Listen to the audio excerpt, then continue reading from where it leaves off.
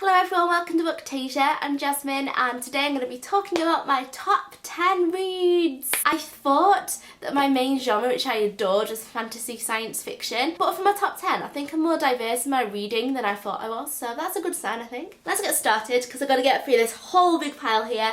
They're in no order, so I'm just going to grab them as I go and let's see what happens. First one I come to is by Cormac McCarthy and it is The Road. It's about a father and a son set in a dystopian future in America trying to survive.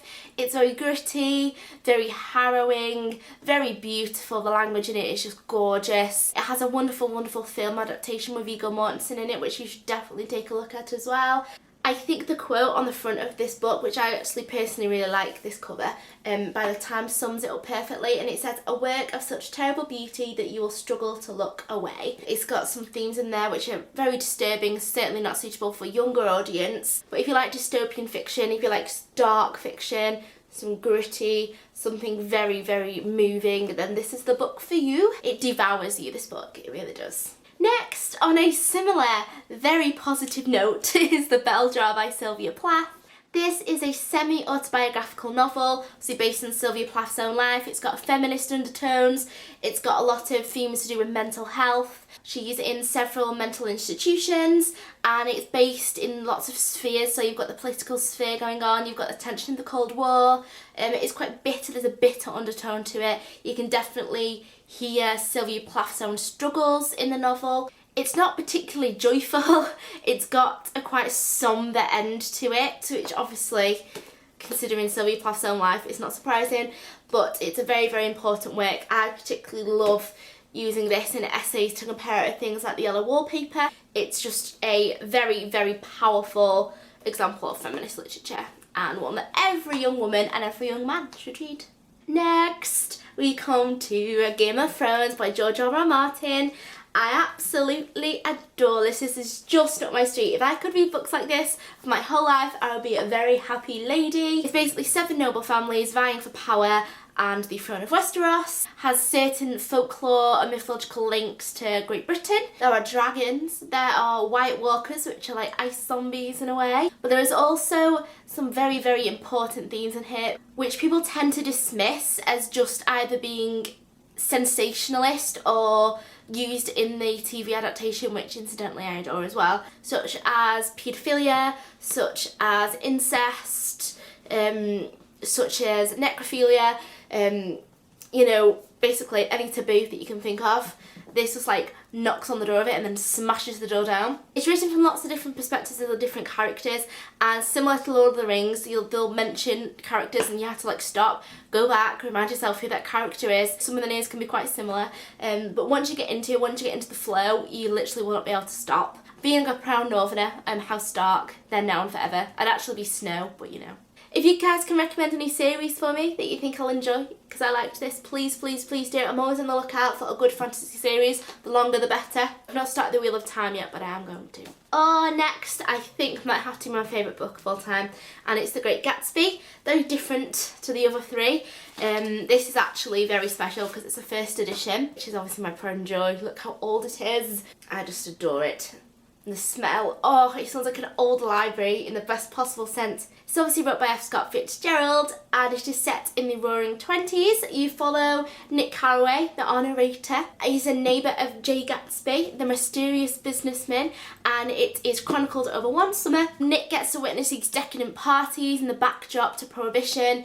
It's based in New York and I just love it. The prose is magical, the description is just gorgeous, and Jay Gatsby, he's such a tragic hero. I love him, but I can see why people wouldn't at the same time. I love this book so much. It is such a joy to read, it's such a joy to teach to others and explain to them why I love it. It is a prime example of a writer at the top of his craft, and the film adaptation with Leonardo DiCaprio, wow, wow, wow, it's perfect. Probably my favourite film of all time, as well being my favourite book. It's just perfect. Next I actually have a poetry anthology, though it's mainly one poem, and that's Howl and Other Poems by Allen Ginsberg, and it's got an introduction by William Carlos Williams.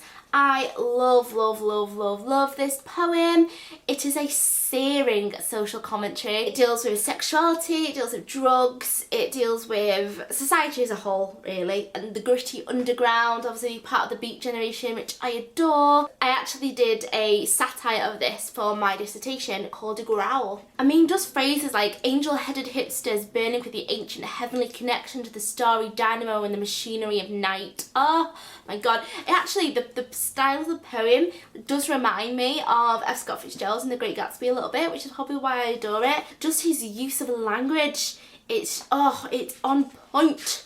I love it. You can feel his anger, you can feel his like judgment pouring from the page, and it's just divine.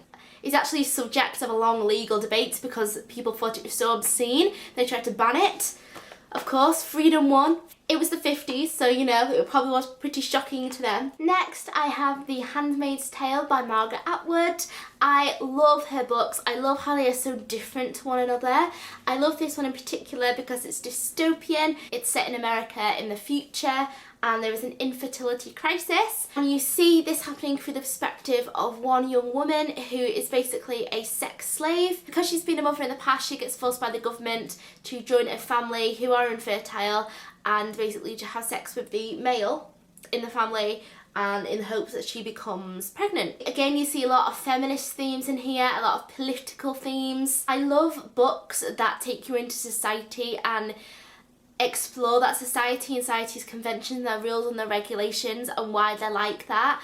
I found that particularly interesting because I love personally studying countries such as North Korea and seeing why they might have descended into the state that they're in, and I think pieces of literature like this are particularly important and reflecting on that, learning lessons, making sure we never end up like this. Oh, I love this to death. This is one of the ones I dip in and out of constantly when I need a little bit of inspiration, and it's by Angela Carter and it's The Bloody Chamber. You guys probably know this already, but it's a retelling of fairy tales with a sexual taboo twist on them, and obviously from the title being The Bloody Chamber, obviously meaning the woman's uterus, so you can kind of see the undertone that's happening throughout the anthology. It's all short stories. I love it. I love it. It's definitely vivid. It almost screams from the page at you, and it's very unique, very sinister, very dark, and quite humorous sometimes as well.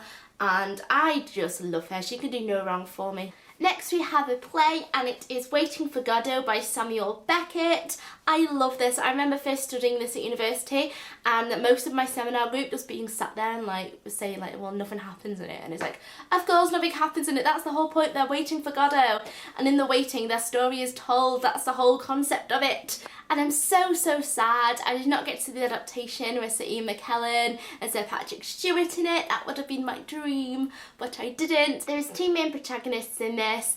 One very philosophical, very worldly person, and another one very wary and very pessimistic, because it's so barren in terms of characters, barren almost in terms of dialogue, and certainly barren in terms of the set. It opens itself to a variety of interpretations, and I think that's Samuel Beckett's way of taking the mick a little bit, because he has said previously that if he'd meant waiting for God, he'd have said waiting for God, but he didn't say God, he said Godot. So I think people are trying to put an extra spin on it that maybe isn't necessarily there, but then again, literature is there for you to interpret how you may. It's been voted the most significant play of the 20th century, and there's lots of social, political undertones to this, which again I just find divine. Finally, I have a piece of non-fiction for you, and it is by Marya Hornbacher, and it's Wasted. It is a non-fiction memoir and wrote a little bit like an essay. There's lots of little footnotes and references here, there and everywhere in it, which I found particularly interesting. I really liked it. Rather than being a traditional autobiography, it's quite different. It jumps around in time a little bit as well. It's about a young woman's struggle against severe anorexia and bulimia and mental health in general. She has done a sequel to this called Madness as well, which I adore, and it's very raw. Again, there's lots of taboo subjects addressed. She's clearly a very, very educated woman. I think she wrote this when she was 21, but her pain like radiates off the page. And unlike other eating disorder books that are out there are hundreds of them, it doesn't just say anorexia is about control, here is my sob story about suffering with it. It is so much more than that. It's about her sexual experiences, it's about her coming of age, it's about a young woman's role in society, in the domestic sphere, in the cultural sphere, in the sexual sphere. It's about her growing up in the 80s and the early 90s in America, and it is just divine. The way she writes it is just gorgeous. I love her writing style. I love her blog. She has a blog which I definitely should check out. Just witty and dark and humorous and horrific all at the same time, and I love this. And I don't usually go for non-fiction or autobiographies or biographical writing or anything like that in general. Okay guys, so this was my top 10 reads video. I really hope you enjoyed it. If you've got any questions, comments or queries, please feel free to leave them below and I'll get back to you as soon as possible. And also, if you can think of anything that you think I'd like to read after seeing what my favourite reads are, then please do. I'm in a bit of a reading rut at the moment, so I'm always open to suggestions. And yeah, I think that's everything. So thank you all so much for watching, and I'll speak to you later. Bye guys.